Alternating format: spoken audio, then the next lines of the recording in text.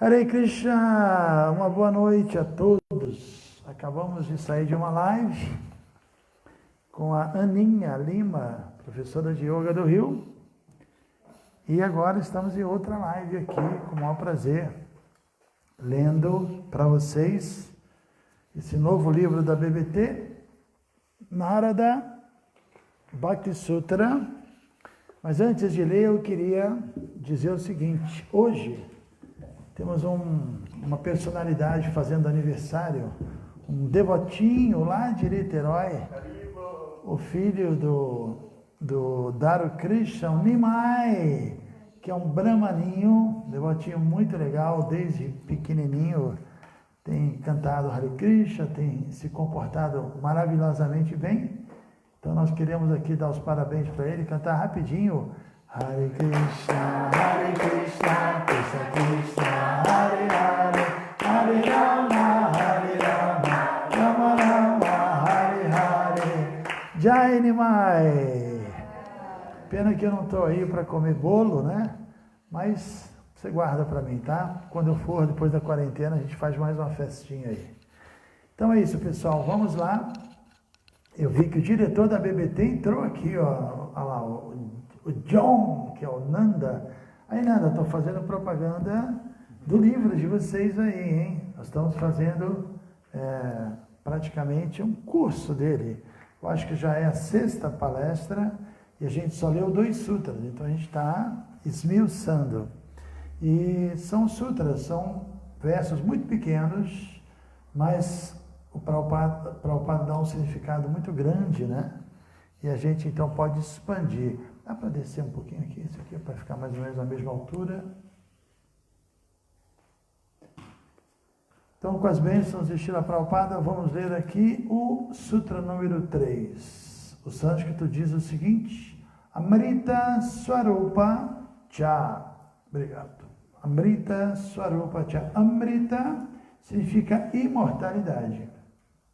Swarupa, tendo como sua essência Cha E. Essa palavra Amrita é curiosa, né? Porque a palavra Mrityu significa morte.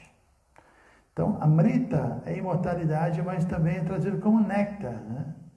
Porque a gente sabe que tem a história do néctar da imortalidade que foi extraído do oceano de leite quando Krishna veio como Dhanvantari e outras avataras. Então é um nome interessante, Amrita.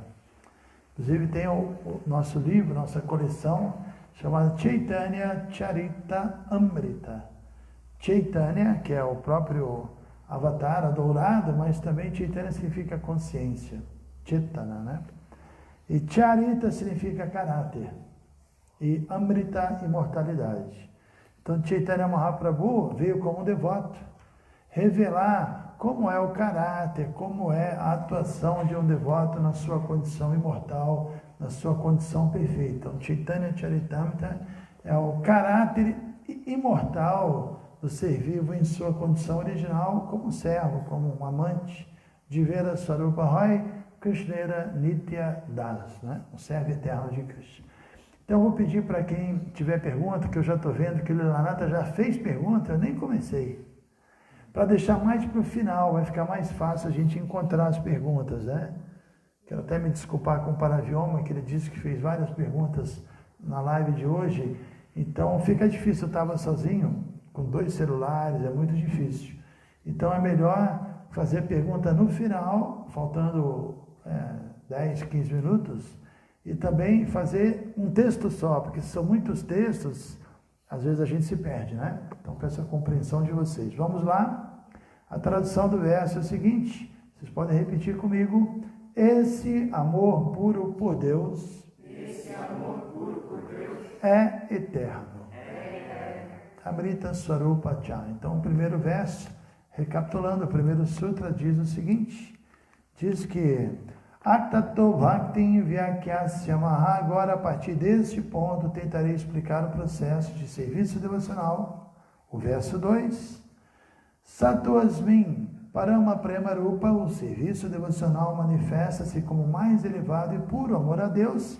E hoje, Amrita Swarupa Cha, esse amor por Deus é eterno. Isso é curioso, porque sabemos que existem outros processos de purificação, né? Por exemplo, o yoga místico, como é descrito no capítulo 6 da Bhagavad Gita, você se isolar, você renunciar, você praticar o isolamento social a vida toda, não apenas uma quarentena, né? E controlar todos os sentidos. Também tem processo de estudar literatura védica, Jnana e fazer austeridades, tudo isso ajuda na purificação, mas nada disso existe no mundo espiritual. No mundo espiritual ninguém está fazendo yoga.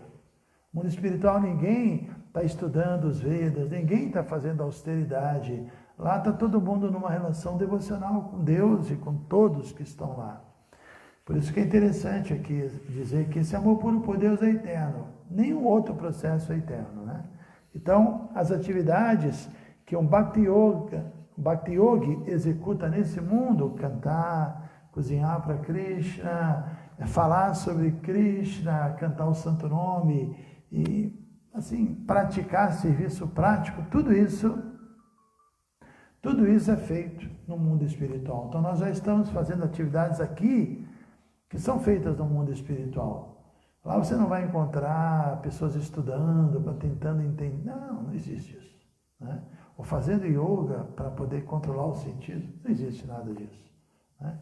Então isso é interessante. Esse amor puro por Deus é eterno.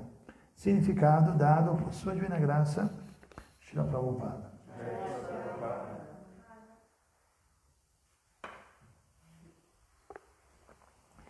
Quando uma pessoa alcança o estágio de perfeição, de amor a Deus, é liberta mesmo em seu corpo atual e experimenta sua posição constitucional de imortalidade, ou seja, mesmo estando num corpo material, a pessoa já experimenta essa imortalidade. Isso é interessante.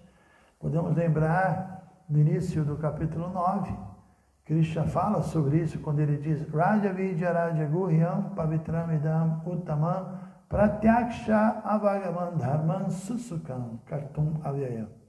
Que o serviço devocional é Raja Vidya, é o processo mais elevado, é o conhecimento mais elevado, e Vidya é mais do que conhecimento, é comportamento, é educação, né? Então, o devoto tem a educação mais elevada. Prabhupada dizia que um devoto puro é um perfeito cavaleiro, uma devota pura é uma dama perfeita. Então, Raja Vidya, esse processo torna a pessoa infinitamente educada. Raja Guhya é um processo extremamente confidencial, no sentido de que uma pessoa com sentidos mundanos, contaminados, não tem a capacidade de assimilar.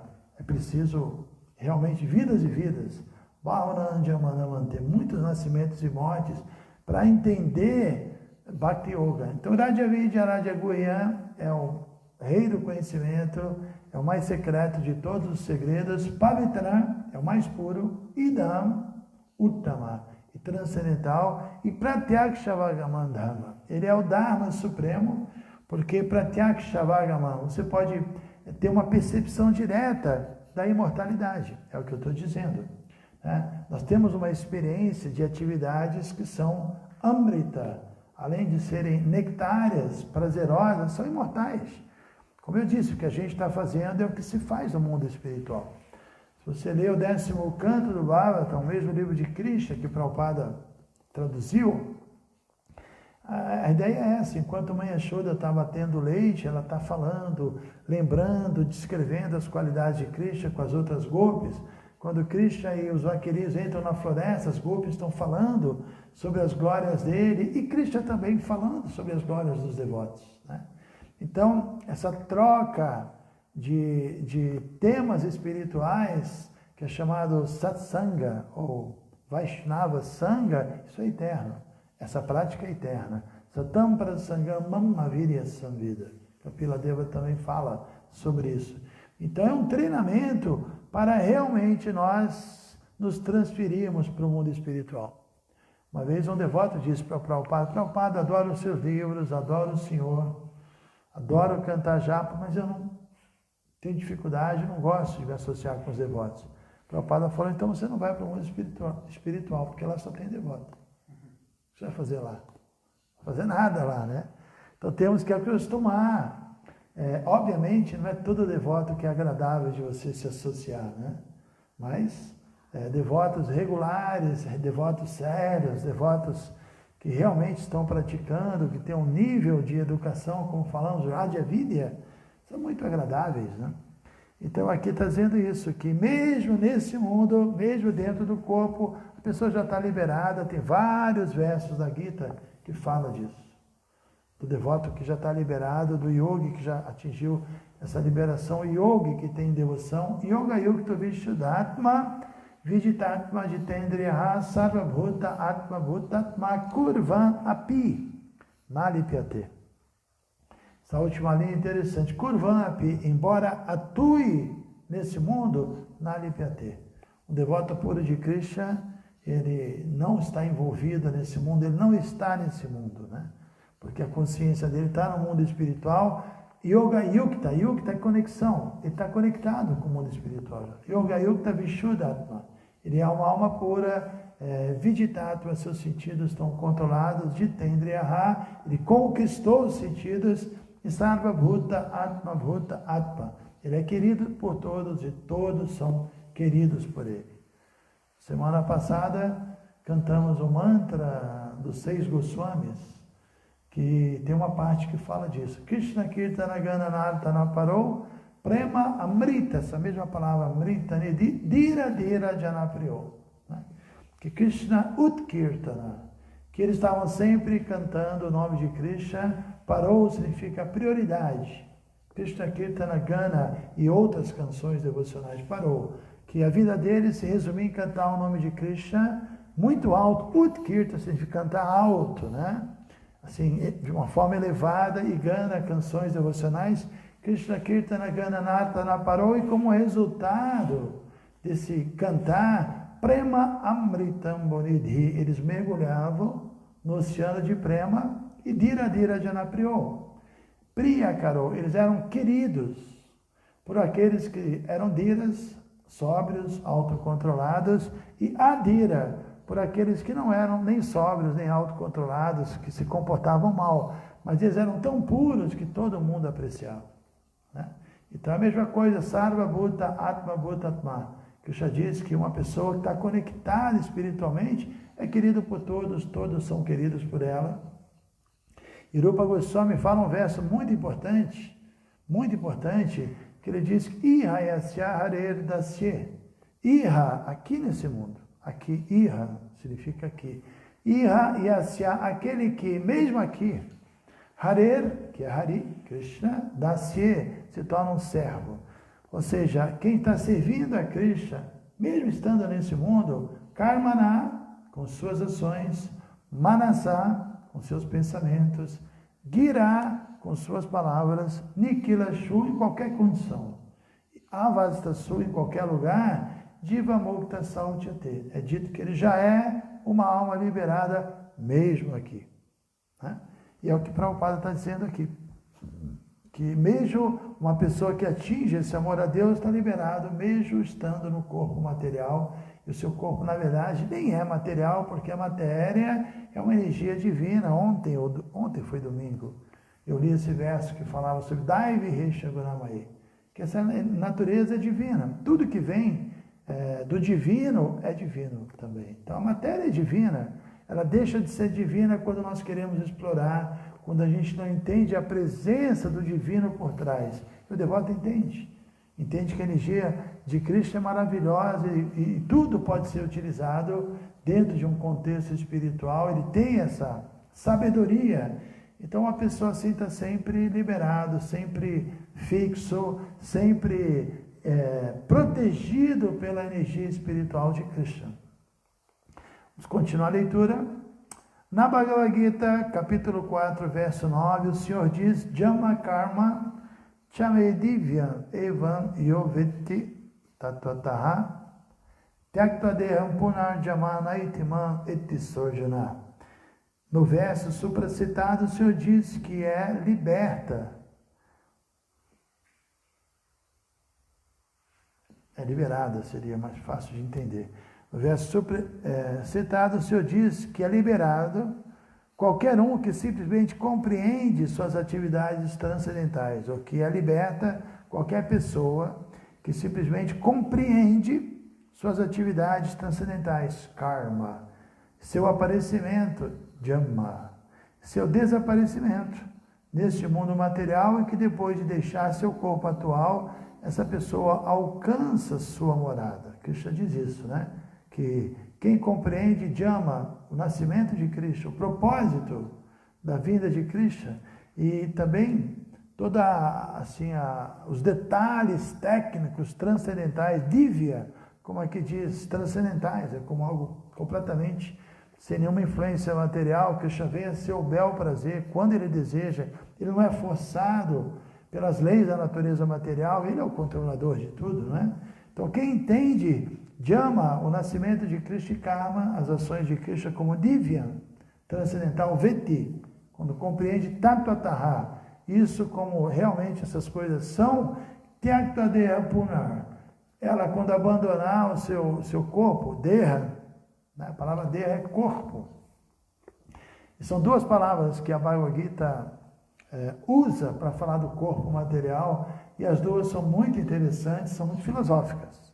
Deha e Sharira. Deha significa aquilo que será queimado. A palavra Hatha Yoga vem a coisa do fogo, né, e tal. Então, Deha significa o corpo, que é aquilo que será queimado. Ou então, Sharira, aquilo que será comido. O que é o nosso corpo? É simplesmente ou é alimento para o fogo, ou é alimento para outros seres. Esse é o corpo material, que não tem nada a ver conosco. É apenas um veículo, né?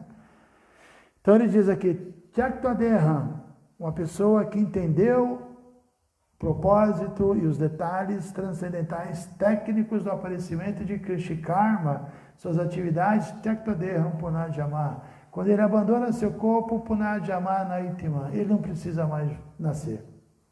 Ele vai retornar ao mundo espiritual. Por conseguinte, deve-se entender que quem alcançou o estágio do amor a Deus possui sabedoria perfeita. Acho que ontem me perguntaram se é possível alguém alcançar amor a Deus sem conhecimento, né? E eu disse que não, né? E aqui Prabhupada está respondendo isso. Deve-se entender que quem alcançou o estágio de amor a Deus possui sabedoria perfeita. Pode ser que uma pessoa seja simples, não seja um erudito, não tenha essa facilidade.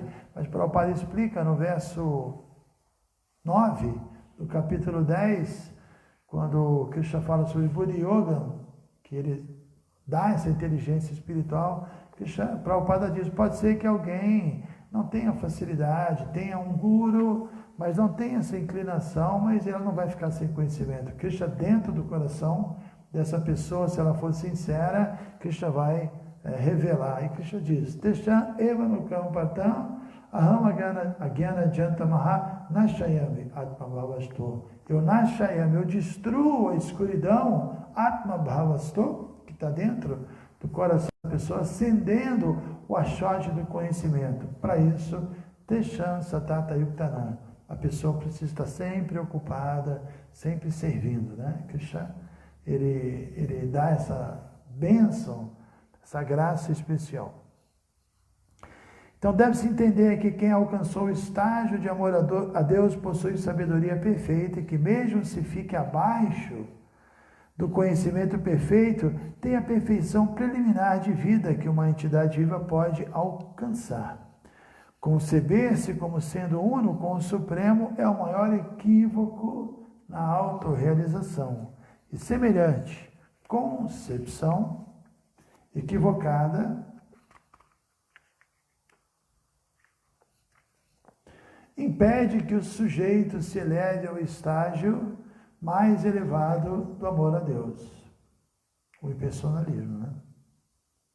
Todavia, uma pessoa que compreende sua posição subordinada pode alcançar o estágio mais elevado de serviço amoroso ao Senhor.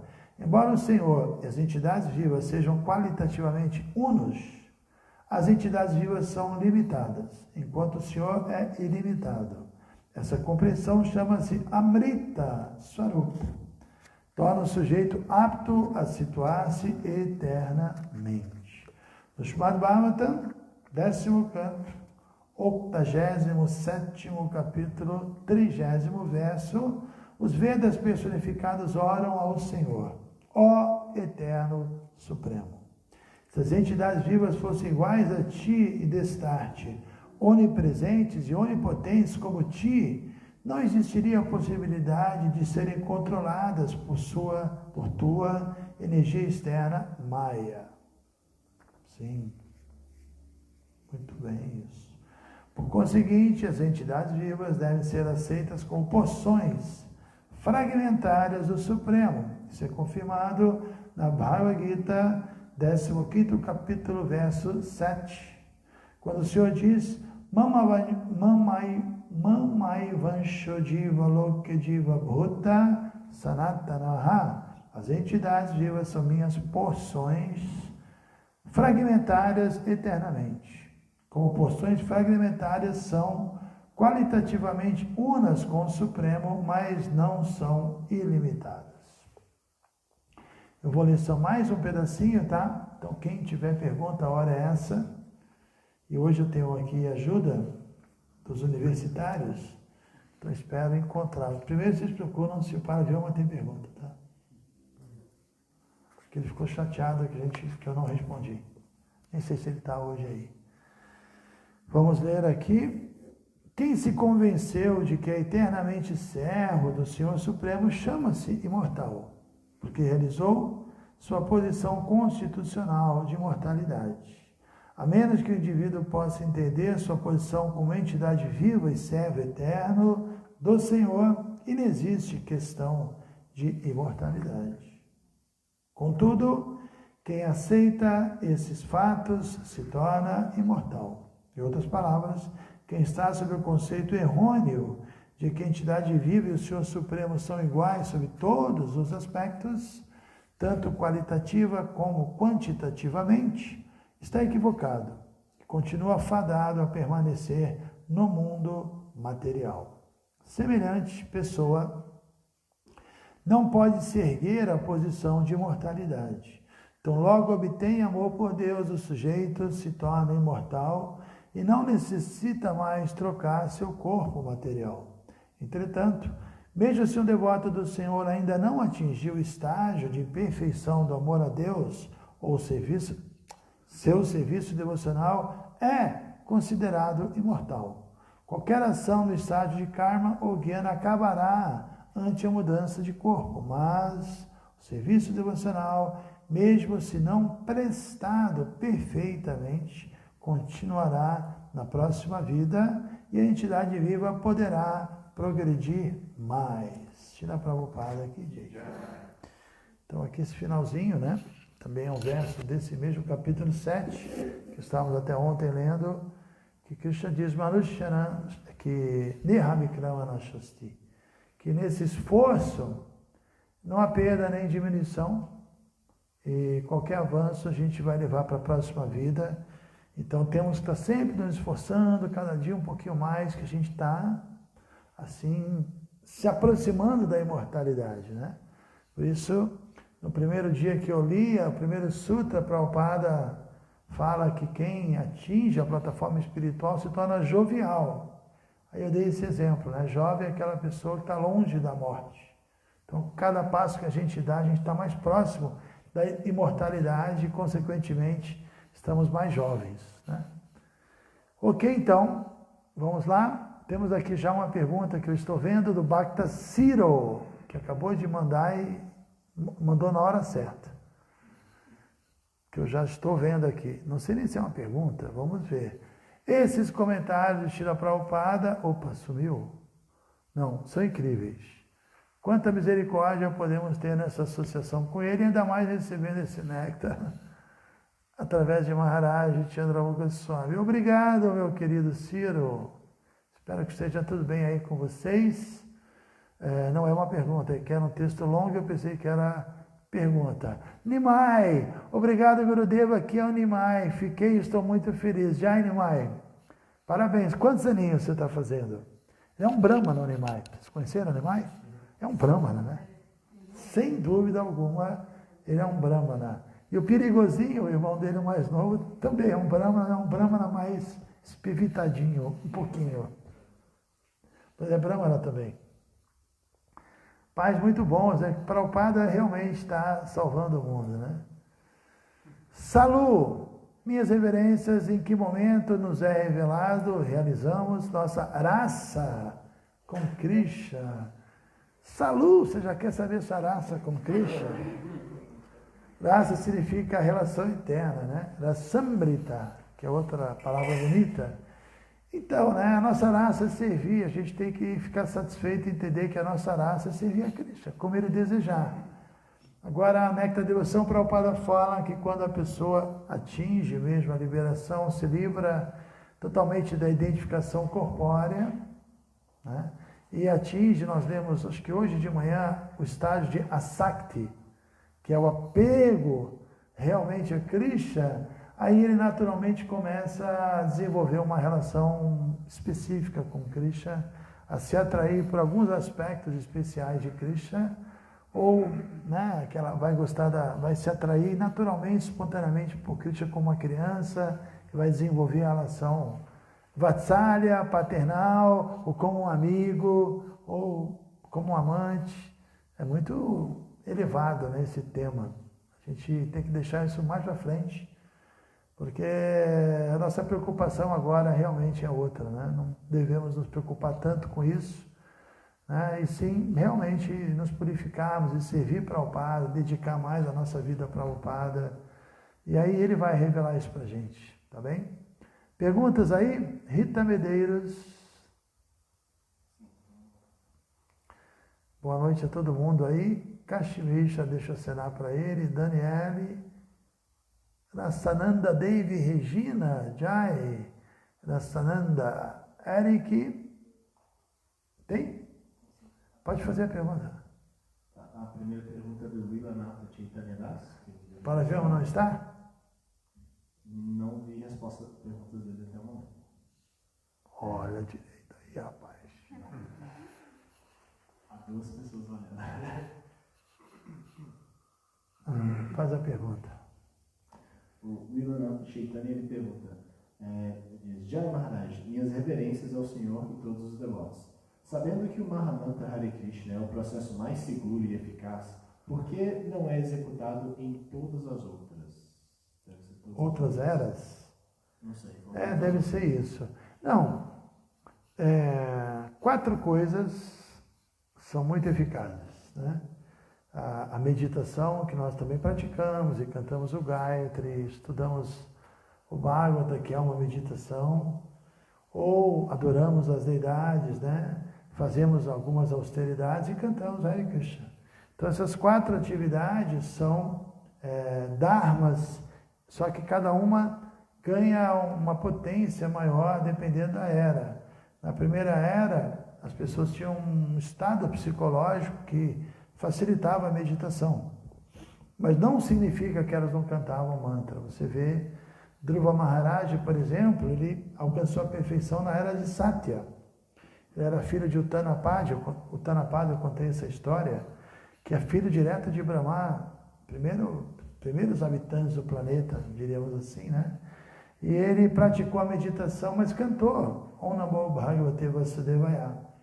E se você estudar o 3º canto do Bhagavata, que Kapila Deva, que é o avatar da era de Satya, ele também fala sobre adorar as deidades, sobre cantar, ele fala sobre tudo isso. Então, toda era cantamos, meditamos, fazendo sacrifícios e adoramos. Mas, na primeira era, a meditação tem mais potência.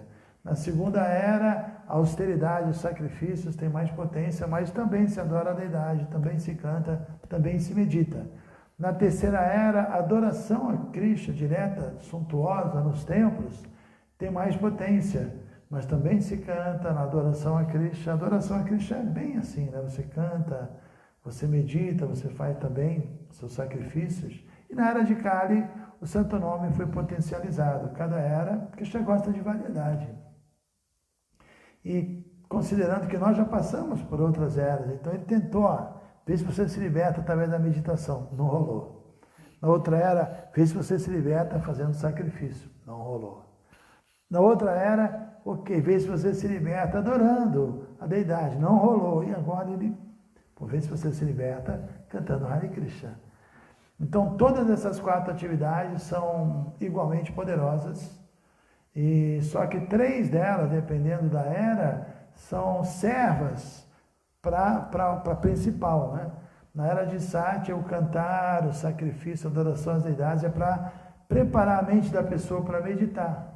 Na segunda era, a meditação, o cantar, a adoração às deidades preparavam a pessoa para fazer o sacrifício. Na era de Dwapara, o sacrifício, o cantar e a meditação preparavam a pessoa para adorar. E agora a nossa mente é preparada adorando a deidade, fazendo austeridade, meditando no Bhagavata, e a gente pode cantar e entrar nesse cantar, né? Porque uma pessoa que adora a deidade, por exemplo, ela recebe um benefício, a mente fica tranquila, entra na bondade e pode cantar. Uma pessoa que estuda o Bhagavata e satura sua mente, né, com esse conhecimento, a mente fica mais tranquila, ela pode cantar. Mesmo a pessoa que faz seus sacrifícios, que cumpre com seus deveres, né? Sacrifício é isso, você aceitar uma disciplina, na hora de cantar você queimou toda a sua paixão e aí você canta. Então, as 4 coisas são igualmente importantes.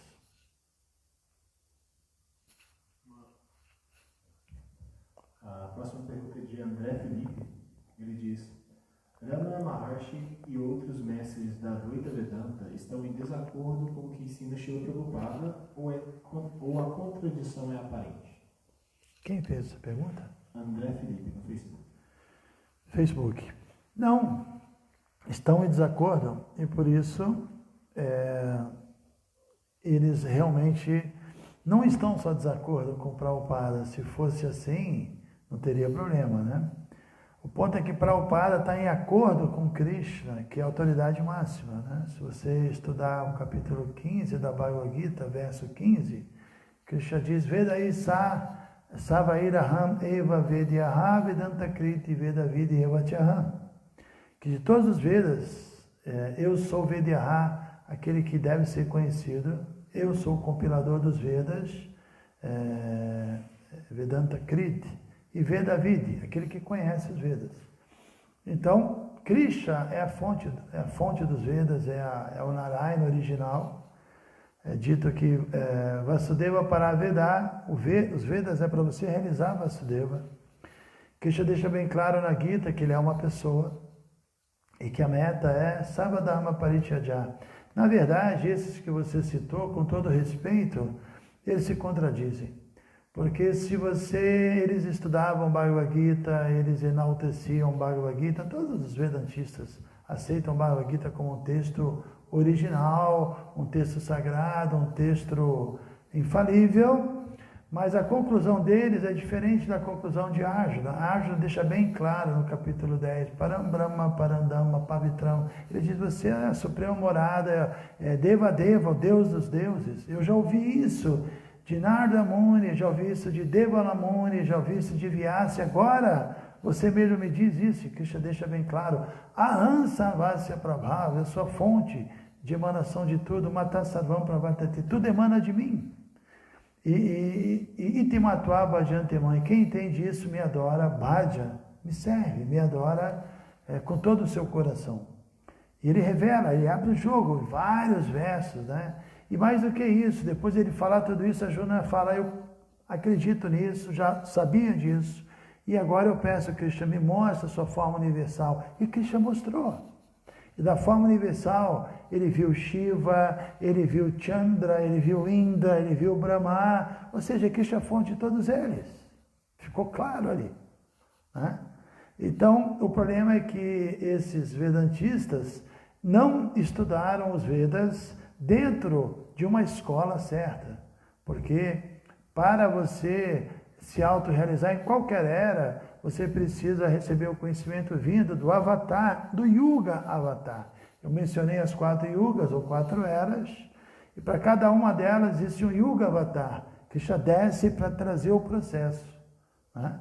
E nessa era que trouxe o processo foi o avatar adorado Chaitanya Mahaprabhu, que faz parte de um parampará, e nós temos que obter o conhecimento desse parampará, que é essa escola, essa sucessão discipular. Então, os Vedantistas estão no parampará de Shankara, que começa com Shankara. E Shankara realmente trouxe uma filosofia, uma conclusão diferente de Krishna. Isso é tão evidente que você, estudando, por exemplo, assim, os Vedas todos, você vai ver que o Vedanta Sutra é a escritura mais elevada, considerada a mais elevada, e Vyasadeva, mesmo os Vedantistas aceitam Vyasadeva, aceitam o Vedanta Sutra, aceitam toda essa literatura que eu estou mencionando. E se você estudar o Bhagavad Purana, você vai ver que depois de compilar, registrar os 4 Vedas, Upanishads, Vedanta Sutra, etc., incluindo o Mahabharata e Ramayana, Ramayana não foi Vyasadeva, mas incluindo os Itihas, toda a literatura, Vyasadeva ainda ficou insatisfeito. Ele sentia que faltava algo, aí se aproximou de Narada Muni e perguntou o que está acontecendo. Eu fiz tudo o que eu pude.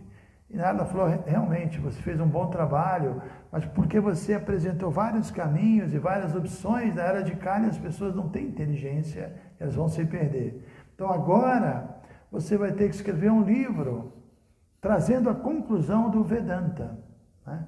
Então o Vedanta Sutra é o que há de mais elevado, Anta é conclusão e Veda é conhecimento. Então aí Vyasadeva compilou o Srimad Bhagavatam, que a conclusão é o comentário, na verdade, do Vedanta, né? Chamado Srimad Bhagavatam. Agora Shankaracharya fez o seu próprio comentário do Vedanta, chamado Shariraka Bhasya. E o comentário de Shankaracharya difere do comentário do próprio autor. Então, como você pode aceitar que, imagine, o autor escreveu um livro e comenta, o próprio livro dele. Eu aceito o livro dele, mas digo, não, ele não quis dizer isso, ele quis dizer outra coisa. Vamos combinar. Não faz sentido, né?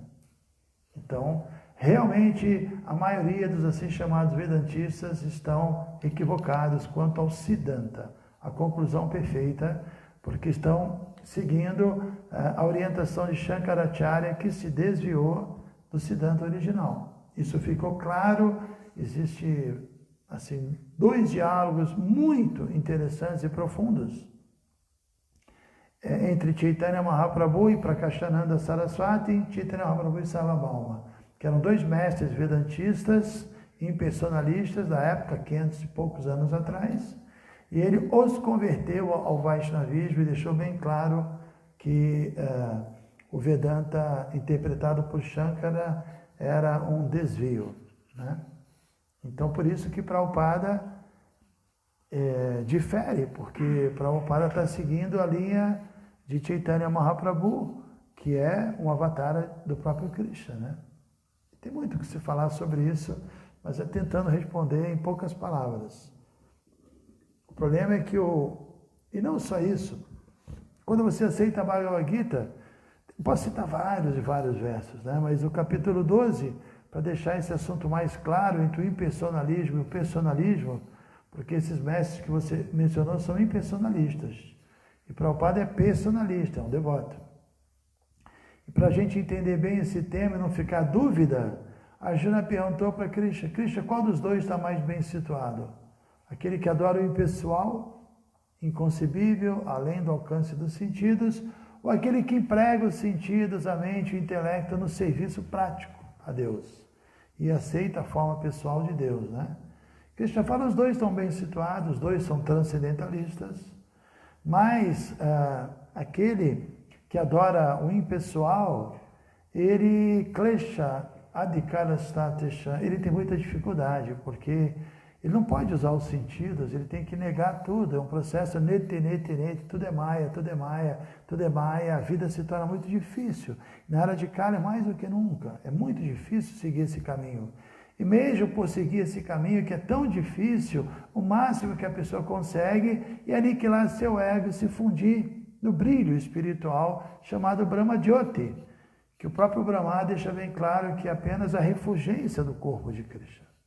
Ele aniquila seu ego, sai desse mundo, alcança moksha, a liberação, mas é uma liberação parcial.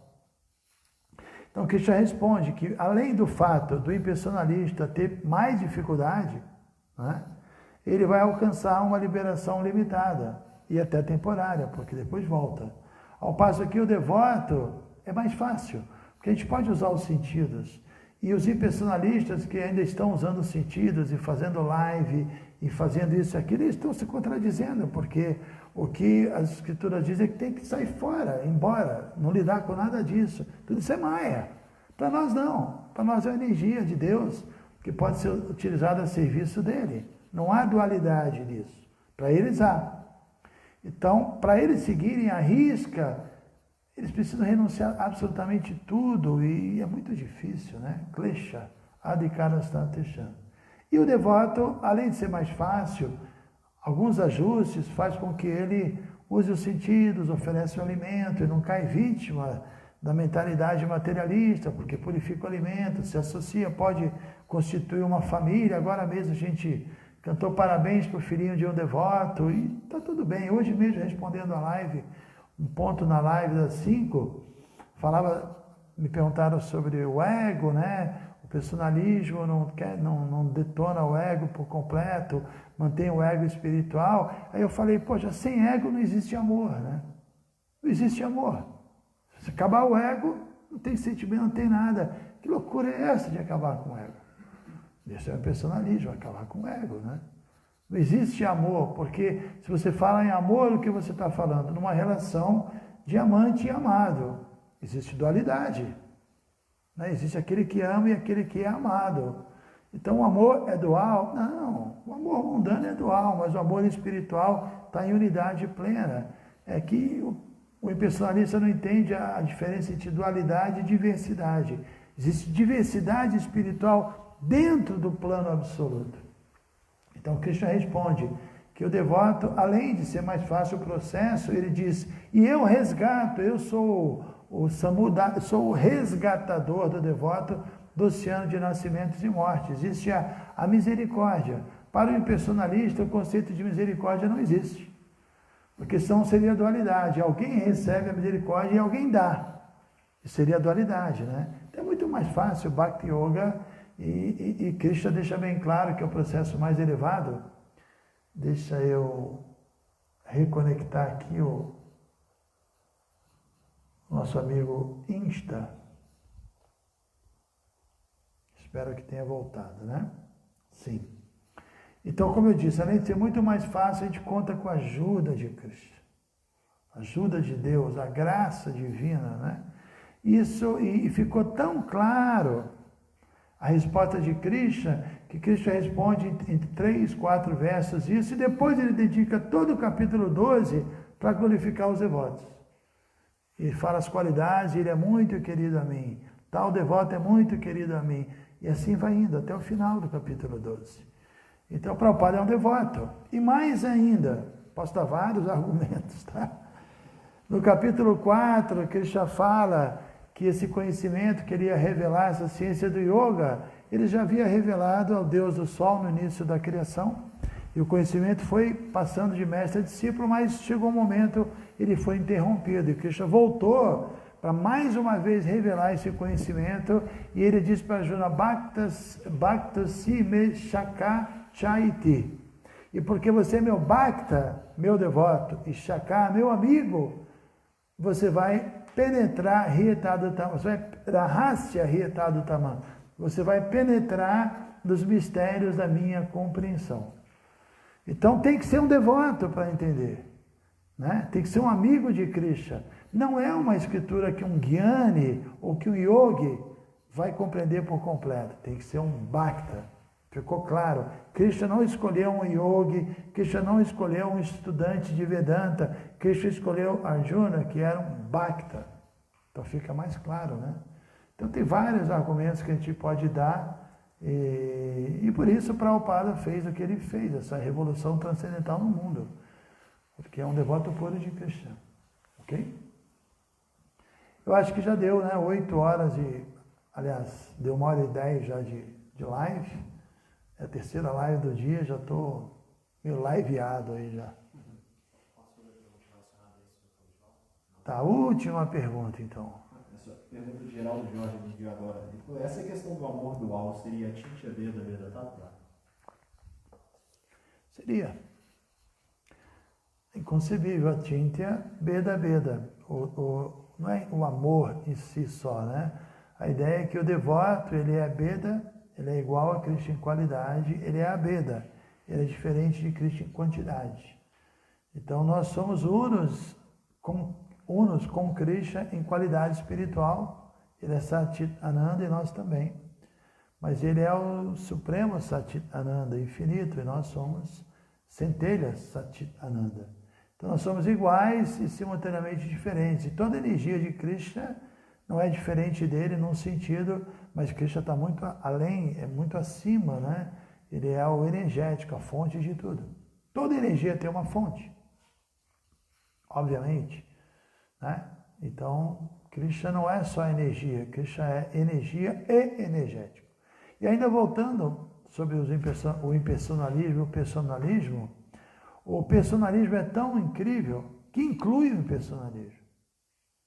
Inclui. Nós não temos problema de entender que tudo é uma energia de Deus e Ele está em tudo, Ele é tudo no sentido. Ok, entendemos isso. Mas o impersonalismo não consegue entender a personalidade de Deus. Consegue. Nem consegue explicar. Por que existe essa criação, né?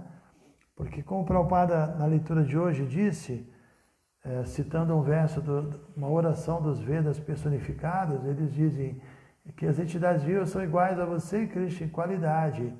E se elas fossem iguais a você em quantidade, elas seriam onipresentes e oniscientes. Então, como elas caíram em Maya? Se ela é onipotente, onisciente, não faria sentido cair em Maya. O impressionista não sabe explicar. Por que o Brahman, que é se dividiu em infinitos seres, e existe uma energia que condiz. De onde vem essa? Tem alguma coisa por trás, alguma inteligência, algum mecanismo por trás, né? Não faz sentido.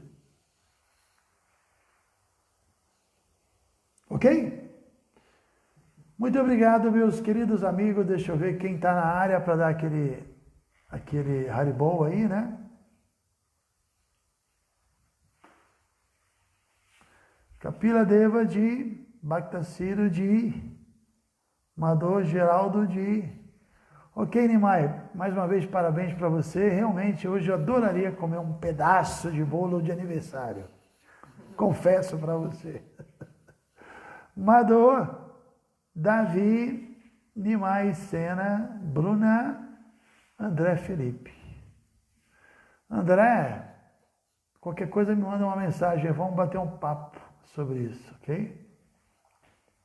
Que é o que falou da Advaita Vedanta, né? Magali de Porto Alegre, Nina. Tem uma pergunta da Nina aqui. Guru Maharaj, qual a relação de fé e conhecimento no caminho do progresso espiritual?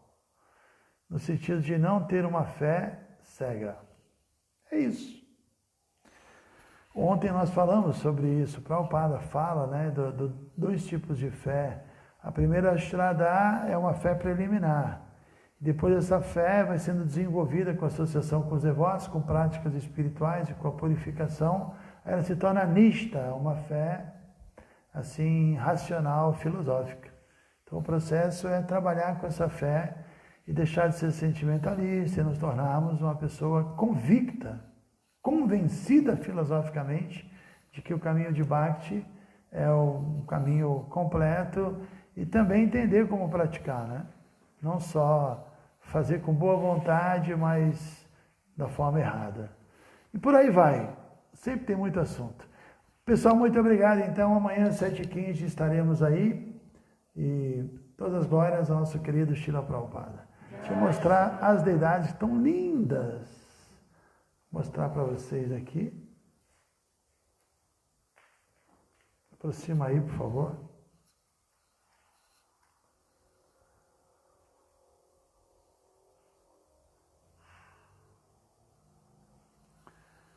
Pujari é a Gopi Bharta, que decora muito bem. Ui, inverti aqui sem querer, mostrando os Hare Krishna que são muito feios. Eu não vou. Shila Prabhupada aqui, Jai Gaura Brahmanande.